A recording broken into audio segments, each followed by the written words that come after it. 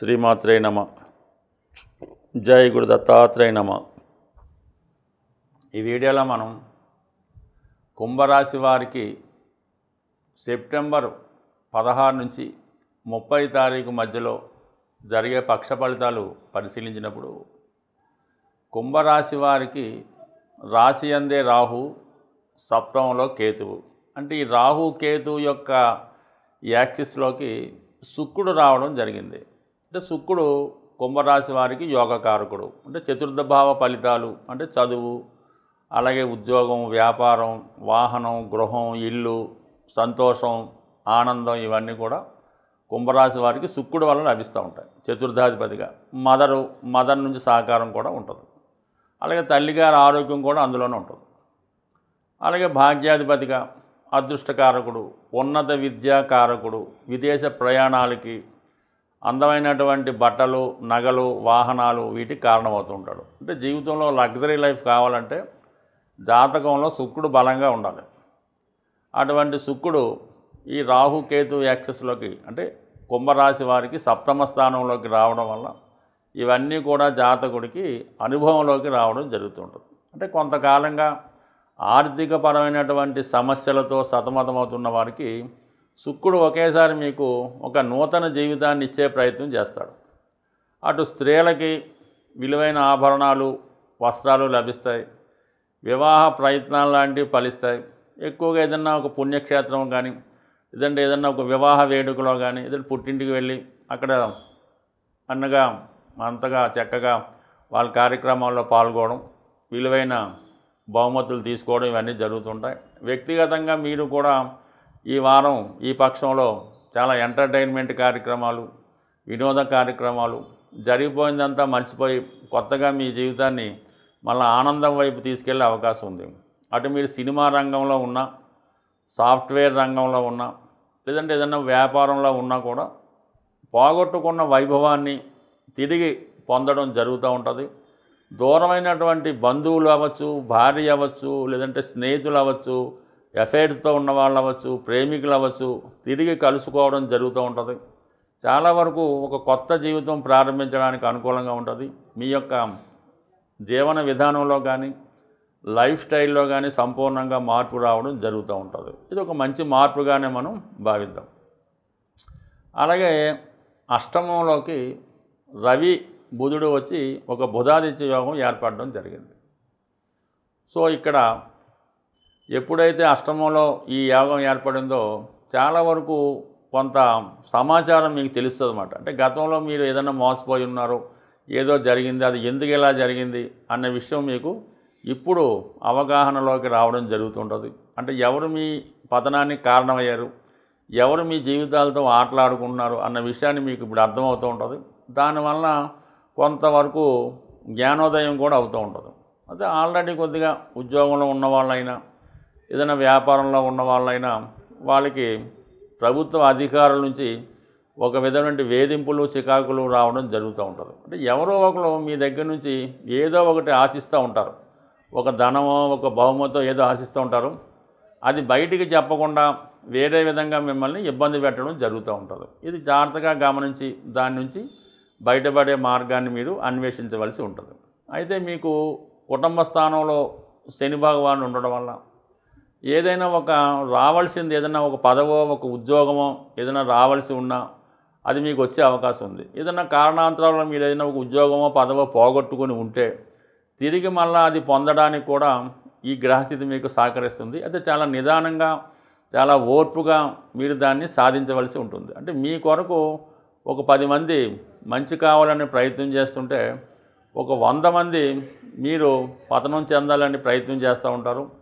ఈ విషయాన్ని మీరు కంపల్సరీగా గమనించవలసి ఉంటుంది. అయితే లగ్నంలో ఉన్నటువంటి రాహు చాలా వరకు మీ యొక్క ఆలోచనలు కూడా మంచి వాళ్ళని ఏదో విధంగా దూరం పెట్టి మీకు అపకీర్తి తెచ్చేవాళ్ళు, కీడు తెచ్చేవారో, దుష్టులో అలాంటి వాళ్ళతో స్నేహం చేసి వాళ్ళే మీరు మంచివారు అనుకొని వాళ్ళే మీ అభివృద్ధికి సహాయపడుతున్నారని మీరు భావించడం అన్నది ఒకసారి మీరు అర్థం చేసుకోవాల్సి ఉంటుంది. అంటే మీ యొక్క కృత్రిమమైనటువంటి ఆనందం కోసమో, టెంపరీ సుఖం కోసమో అటువంటి వ్యక్తులు మిమ్మల్ని ఆశ్రయించినట్టు కనబడుతుంటుంది. అయితే వాళ్ళు స్వలాభం కోసం మిమ్మల్ని వాడుకునే ప్రయత్నం అన్న విషయాన్ని మీరు గమనించలేకపోతుంటారు. వాళ్ళేదో మీకు మంచి చేస్తున్నారని వాళ్ళనే సమర్థిస్తుంటూ ఇప్పుడు ఉన్నటువంటి ఒక కృత్రిమమైనటువంటి ఆలోచనలతో ఒక మబ్బులో ఒక మాయలో ఉన్నట్టు మీ యొక్క స్థితి కనబడుతూ ఉంటుంది.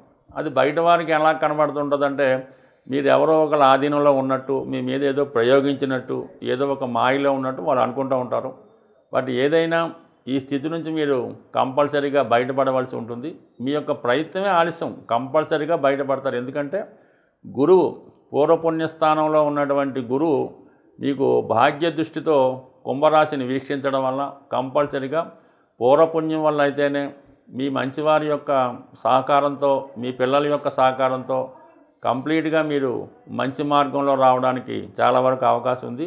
మీరు చేయవలసిందల్లా కొంత ఇప్పుడున్నటువంటి దాటిని ఏదైతే అవచ్చు అది మీకు మంచి అనిపిస్తుంటుంది, కొంతమందికి చెడు అనిపిస్తూ ఉంటుంది. దాని నుంచి బయటపడి కొత్త మార్గాన్ని అన్వేషించుకుంటే అతి తొందరలోనే మీ జీవితం మళ్ళా ఫామ్లోకి వచ్చి మంచి ఉచ్చస్థితిలోకి రావడం జరుగుతూ ఉంటుంది.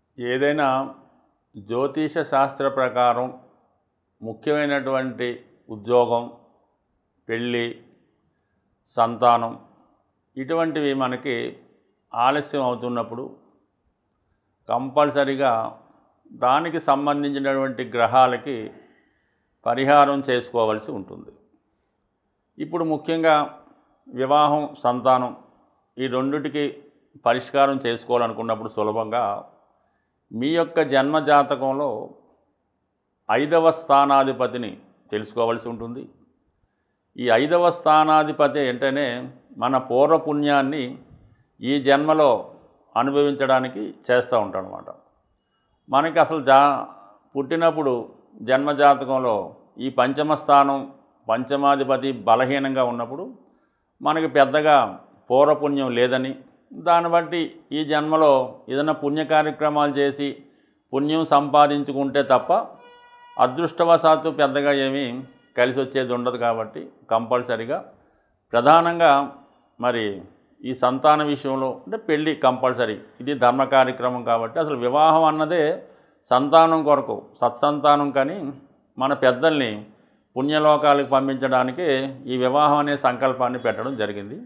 ఈ వివాహం జరగకపోయినా, వివాహం అయి పిల్లలు కలగకపోయినా మరి మీ జాతకంలో పూర్వపుణ్య స్థానాధిపతి తీసుకొని ఆ పూర్వపుణ్య స్థానాధిపతి ఏ పాపగ్రహంతో కలిసి ఉన్నాడా, లేదంటే ఏదన్నా ఇంకొక శుభగ్రహంతో కలిసి ఉన్నాడా అన్నది తెలుసుకొని ఆ కలిసి ఉన్నటువంటి పాపగ్రహానికి మనం కంపల్సరిగా పరిహారం చేసుకుంటూ మన పూర్వపుణ్య స్థానానికి సంబంధించినటువంటి గ్రహానికి కూడా పరిహారం చేసుకోవాల్సి ఉంటుంది. అంటే పూర్వపుణ్య స్థానాధిపతి, పంచమాధిపతి బలం చెందాలంటే దానం రూపంలో దాన్ని ఇంప్రూవ్ చేసుకోవాల్సి ఉంటుంది. అంటే అది భూదానమా, గోదానమా, సువర్ణదానమా, ఏదన్నా సరే మీ యొక్క స్థాయిని బట్టి పంచమాధిపతికి దానం రూపంలో బలం చేసుకుంటే పూర్వపుణ్యం జనరేట్ అవుతుంది.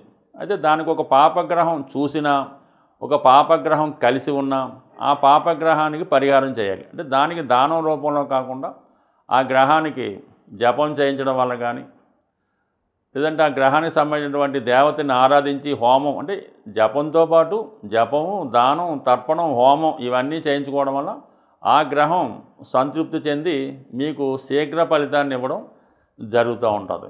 అంటే దీనికి ఇంకా సులువైన టెక్నిక్గా మనం తెలుసుకోవాలనుకుంటే ఏదైనా మనకి ఒక పాపగ్రహ ప్రభావం జలతత్వ రాశుల్లో పడినప్పుడు అభిషేకం ద్వారా, అగ్నితత్వ రాశుల్లో పడినప్పుడు హోమం ద్వారా ఈ పరిహారం చేసుకోవడం వల్ల మరింత తొందరగా ఆ పరిహారం మనకి లభించే అవకాశం ఉంది. అయితే నేను చెప్పినటువంటి ఈ రెమెడీ కొద్దిగా జ్యోతిష శాస్త్ర పరిజ్ఞానం ఉన్న వాళ్ళకి అర్థమవుతుంది. ఇక సాధారణ వాళ్ళ యొక్క జ్యోతిష్కుని చూపించుకొని తగు విధంగా ఈ పరిహారం చేసుకోవడం వల్ల ఒకవేళ జరగకపోయినా ఏం లేదు, మీరు ఏదన్నా పంచమ స్థానాధిపతి, పంచమ స్థానం ఈ పూర్వపుణ్యాన్ని ఇంప్రూవ్ చేసుకుంటే అటు స్త్రీలకు సౌభాగ్యయోగం, మగవారికి అదృష్టయోగం అన్నీ కూడా సమకూరుతూ ఉంటాయి. దానివల్ల ఏంటంటే సరైనటువంటి జ్యోతిష్కుడి వద్ద జాతకాన్ని చూపించుకొని దానం రూపంలోనే ఈ పంచమాధిపతిని ఇంప్రూవ్ చేసుకుంటే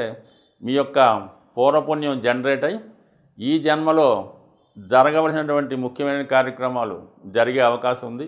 స్వస్తి.